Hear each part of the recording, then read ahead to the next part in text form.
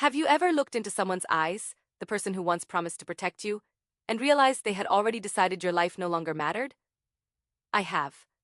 And the strangest part isn't that they betrayed me. It's that they truly believed I had nowhere to go. They looked at a woman holding her 6-week-old baby in one arm, a diaper bag in the other, standing in the freezing rain at nearly midnight, and they smiled. Because they thought they had won. What they didn't know was that the company keeping their family business alive had belonged to me all along. My name is Evelyn Brooks. I'm 32 years old, and this is the story of how losing everything became the greatest gift I never asked for.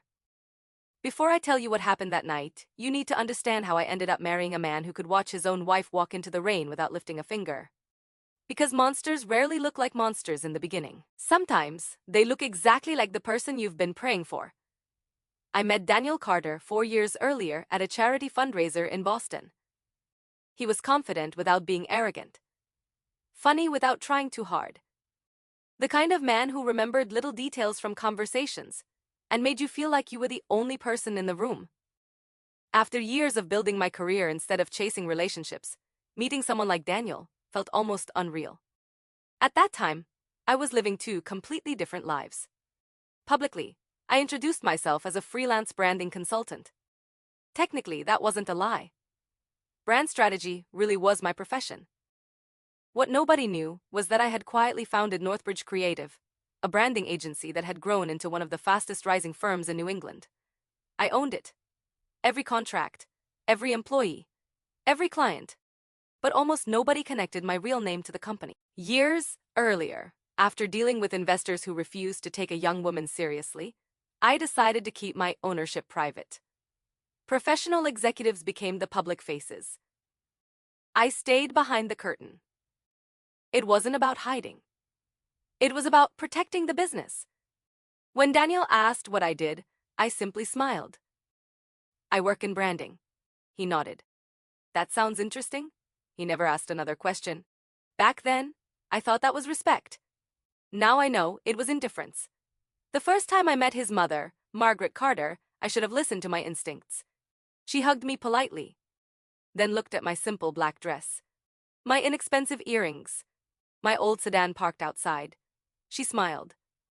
Oh, Daniel has always had a soft heart. Everyone laughed. I laughed too. Only years later did I realize that wasn't a compliment. It was an evaluation. From that day forward, Margaret treated me like a charity project her son had rescued. She constantly reminded everyone that Daniel came from a respected family, that their name opened doors, that I should be grateful. Every dinner included another subtle comment. You young people struggle so much financially. I hope Daniel isn't paying for everything. You'll understand real responsibility once children arrive. I smiled, changed the subject, and went back to building my company every Monday morning. Not because I was weak. Because peace was worth more than proving strangers wrong.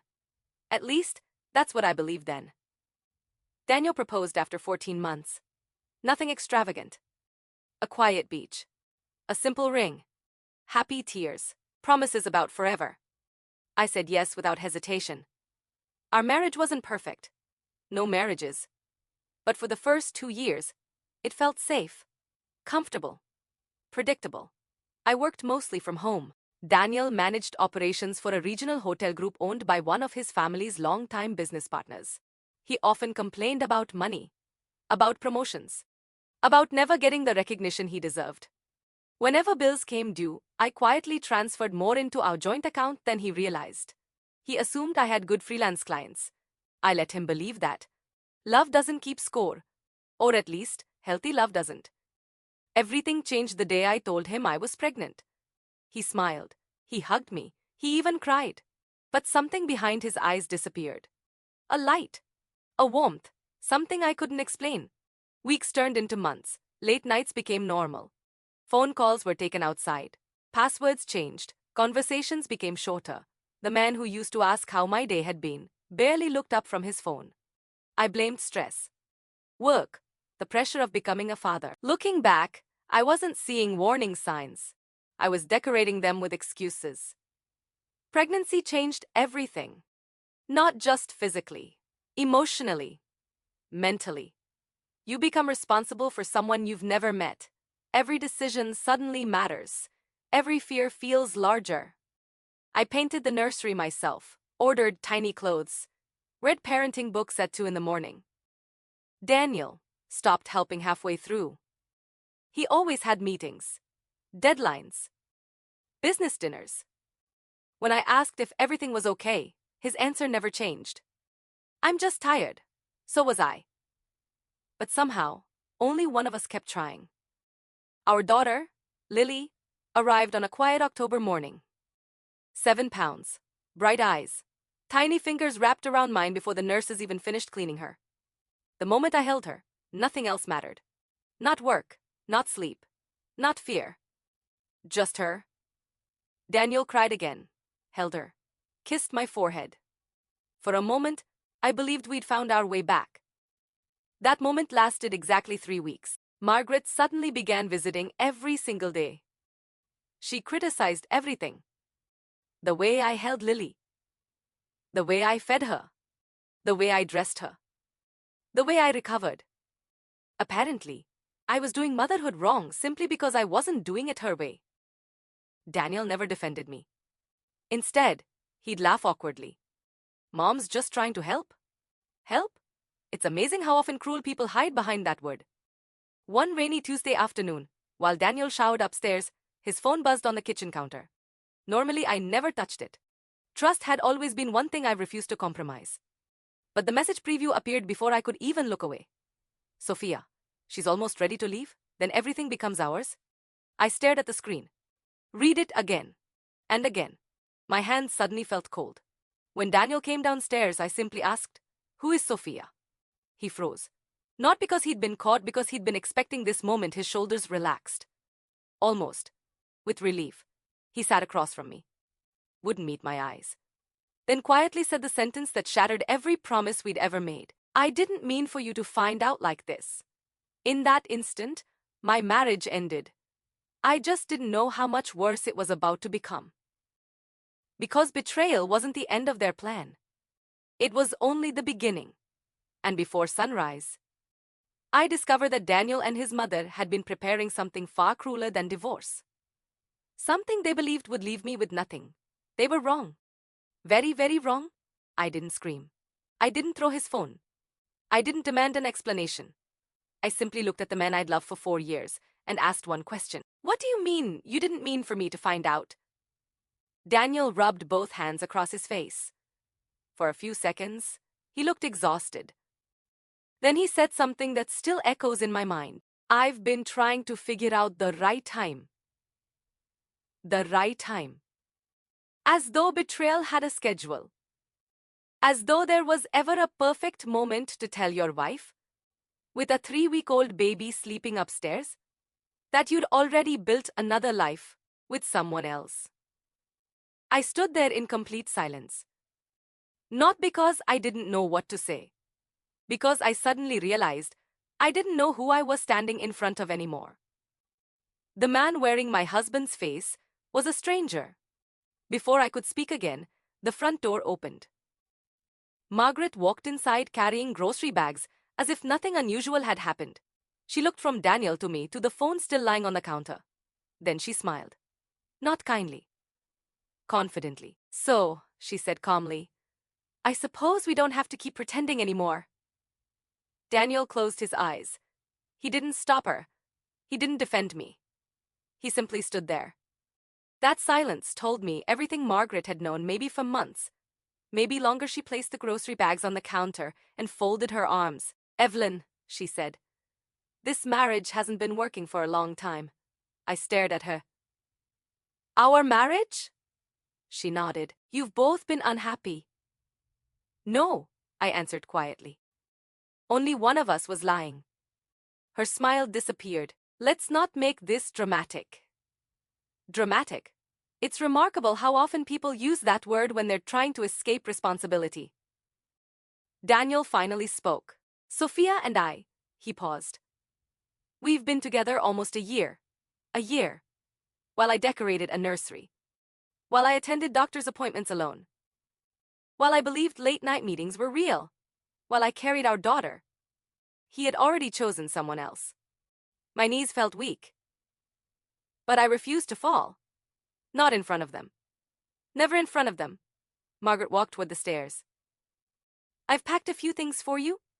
My heart stopped. What? You should stay somewhere else for a while. I laughed. Not because anything was funny. Because my mind genuinely couldn't process what she just said. I'm not leaving my house. Our house, Daniel corrected. No. I looked directly into his eyes. My home. Margaret sighed dramatically. You're emotional. I just had a baby. Exactly. She spread her hands. You need space. No. You need support. I have support. From who? She asked it with complete confidence, as if she already knew the answer was nobody. That single question told me exactly what they believed. They thought I was completely dependent on Daniel. They thought I had no family, no money, no future, no choices. They had built an entire plan around underestimating me. Daniel finally spoke again. I'll help financially. Those 4 words hurt more than the affair. Help financially? I had quietly paid most of our mortgage. Bought nearly every piece of furniture. Covered medical bills he never even noticed. And now, the man living partly on my success was offering me charity. For one brief second, I almost told him. Almost. I almost explained exactly who owned Northbridge Creative. Exactly whose income had been supporting this family. Exactly whose name appeared on investment accounts neither of them had ever seen. But something inside me stopped. Not yet. Truth has more power when it arrives at exactly the right moment. That evening became unbearable. Margaret criticized everything I did. Daniel barely spoke. The atmosphere inside the house felt colder than the rain outside. Around 9 o'clock, Lily finally fell asleep. I carried her upstairs, fed her one last bottle, rocked her gently until she smiled in her sleep. Looking at her tiny face, I made myself one promise. No matter what happened, she would never grow up believing love looked like this. When I came downstairs, my suitcase was sitting beside the front door. My diaper bag. My purse. Even Lily's stroller. Everything had been moved. I looked at Daniel. He looked away. Margaret stepped closer. I think it's time. I spoke very slowly. So you're throwing your granddaughter out of her own home? Margaret didn't blink. I'm protecting my son? No, I answered quietly. You're protecting his lies. Daniel walked toward the door. He reached for the handle. For one impossible second, I honestly believed he was opening it so his mother could leave. Instead, he opened it for me. Rain poured across the front porch. Cold wind rushed inside. Margaret picked up my suitcase, dropped it outside, then looked directly into my eyes. Take your child, and go. No shouting, no rage, just complete certainty. As though she truly believed she'd never face consequences. I held Lily against my chest, picked up my diaper bag, walked onto the porch. I waited. 1 second. 2. 3. I kept waiting for Daniel to stop this. To say my name. To tell me to come back inside. Instead, the front door closed. The lock clicked. And just like that, my marriage ended behind the wooden door. Rain soaked my hair within seconds. Lily began crying. I wrapped my coat around her the best I could. Then I looked back one final time. The warm lights inside the house glowed through the windows. I could even see Margaret walking toward the living room, already acting as though I'd never existed. That's when something inside me became perfectly calm. Not broken. Not defeated. Focused. Because fear disappears the moment you realize you have absolutely nothing left to lose. I reached into my pocket, pulled out my phone, and dialed one number. It rang once. Evelyn? Marisol answered immediately. She wasn't just my executive assistant. She'd worked beside me for 8 years. She knew every part of my business. Every client, every contract, every secret. I said only one sentence. I need the emergency plan. There was no hesitation, no questions, she replied. I'm already moving. She hung up. Exactly 12 minutes later, a black luxury SUV stopped in front of the house. The driver stepped out with an umbrella, opened the rear door, took my suitcase without asking a single question.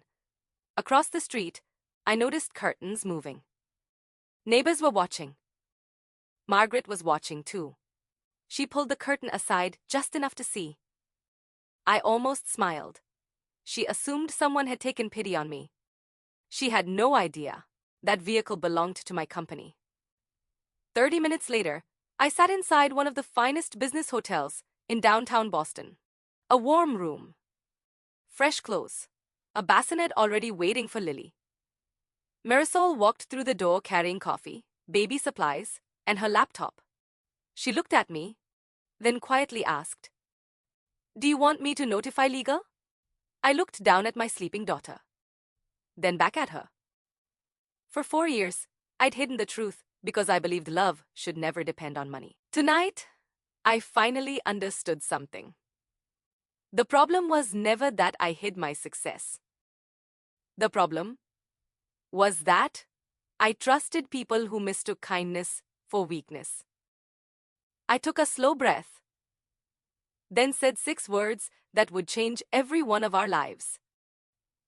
Tell everyone. The founder is stepping forward. Marisol smiled. I was hoping you'd say that. By sunrise, Daniel Carter and Margaret Carter would wake up believing they'd won. They had absolutely no idea. Their biggest mistake had only just begun.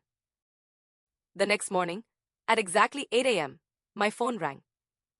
It was Priya, my attorney. I've reviewed everything, she said. The house deed, the financial records, your business ownership, and the messages Daniel sent. Evelyn, this case is far stronger than you realize. I looked at Lily sleeping peacefully beside me. For the first time in weeks, I wasn't afraid. I was ready. Within 48 hours, the court granted an emergency order allowing me to return to my home while the divorce proceedings began. Daniel had been convinced the house would automatically stay with him. He had never actually looked at the paperwork. Neither had Margaret, because years earlier, when we bought the property, I quietly invested nearly 70% of the down payment using my own savings.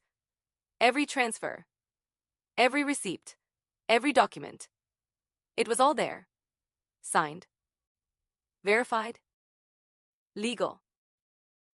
When Daniel's lawyer finally reviewed the financial records, he became unusually quiet. According to Priya, his first sentence was, "Why wasn't I told any of this before?" Daniel had no answer, because he didn't know. He had spent 4 years assuming my quiet life meant I had very little. He never bothered asking. At the same time, Northbridge Creative released its official founder announcement. For years, clients had admired the company's work without ever knowing who stood behind it. Now they did. Industry magazines featured interviews. Business podcasts invited me to speak. Newsletters praised the story of a woman who built an award-winning agency from scratch while staying completely out of the spotlight. The article never mentioned Daniel's name. It didn't need to. Everyone in our social circle connected the dots. The woman they had underestimated was the CEO behind one of the region's fastest-growing creative firms. Margaret called me 3 days later. For the first time in 4 years, her voice sounded uncertain. "Evelyn," she began, "I think we've all made mistakes." Interesting. She didn't say I'm sorry. She said mistakes. As though betrayal, humiliation, and throwing a new mother out of her home were unfortunate accidents. I answered calmly. "What do you need, Margaret?" A long silence followed. Then she finally admitted why she'd called. One of the Carter family's biggest hotel renovation projects had suddenly been placed on hold. The investors had discovered Northbridge Creative owned the design contract. My company. My signature. My decision. "Perhaps," she said carefully, "we could discuss continuing our business relationship." I almost laughed. Business relationship? The same woman who believed I was dependent on her son was now asking for my help. I don't mix business with people who don't respect me. Then I ended the call. Not angrily. Simply, permanently. The divorce hearings lasted nearly 3 months. They weren't dramatic. No shouting, no courtroom speeches. Just facts. Documents, evidence, truth. The affair. The financial records. The text messages. The testimony confirming I had been forced out of my own home with a newborn. Piece by piece, the story Daniel had tried to control disappeared. Even he stopped arguing. Toward the end of the final hearing, the judge looked directly at him. Marriage requires honesty. Then he paused. So does parenthood. Those words stayed with me. The final settlement was straightforward. I kept the house. Primary custody of Lily remained with me. Daniel received scheduled visitation after completing parenting classes and counseling. The court emphasized one thing above everything else. Lily deserved stability. Not conflict, not revenge, stability. I agreed completely. Because despite everything, she still deserved a father willing to become better than the man he'd been. Months passed. Life slowly became quieter. Northbridge Creative continued growing. We expanded into 3 new cities, hired more designers, opened another office. For the first time in years, I stopped hiding. My real name appeared beside every interview, every award, every article. And strangely, I finally felt free. Not because people recognized me, because I no longer needed anyone's permission to be proud of what I'd built. One autumn afternoon, Daniel asked if we could talk after dropping Lily home. We sat on the porch. The same porch where he'd once watched me leave. He looked older, more tired. I've spent a long time thinking, he admitted. I kept asking myself why you never told me who you really were. I looked at him quietly, then answered with complete honesty. I did tell you. He frowned. No, you didn't. Yes. I smiled sadly. I told you I worked hard. I told you I loved creating things. I told you I believed independence mattered. You just never thought those things could make a woman successful. Silence filled the porch. Finally, he whispered, I underestimated you. No. I stood. You underestimated character, and that cost you far more than money. He nodded slowly. For the first time since everything happened, he accepted responsibility without making excuses. That didn't erase the past. But it mattered. Margaret never apologized. Instead, I heard through mutual acquaintances that she'd quietly sold one of the family's hotels after losing several important contracts. People often asked whether that made me happy. It didn't. Because real peace doesn't come from watching someone fall. It comes from realizing they no longer have the power to hurt you. I didn't celebrate her losses. I simply stopped carrying them. Years later, Lily started kindergarten. On her first day, she squeezed my hand tightly before walking toward her classroom. Then she turned around and asked, Mommy, what makes someone strong? Children ask the biggest questions with the smallest voices. I knelt beside her, brushed a loose strand of hair away from her face, and answered the way I wished someone had answered me years ago. Being strong doesn't mean never falling. It means refusing to let someone else decide your worth. She smiled, then ran toward her classroom without looking back. I watched her disappear through those school doors, and I realized something. The night Daniel and Margaret pushed me out into the rain, they believed they were ending my story. They couldn't have been more wrong.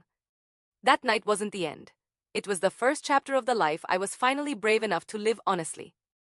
Sometimes people mistake kindness for weakness, silence for failure, humility for helplessness. Let them. Because the people who underestimate you are often the ones least prepared for the day you finally stop hiding your strength. My name is Evelyn Brooks. I lost a marriage. I lost people I once trusted. But I found something infinitely more valuable. My voice. And once I found it, no one ever took it away again.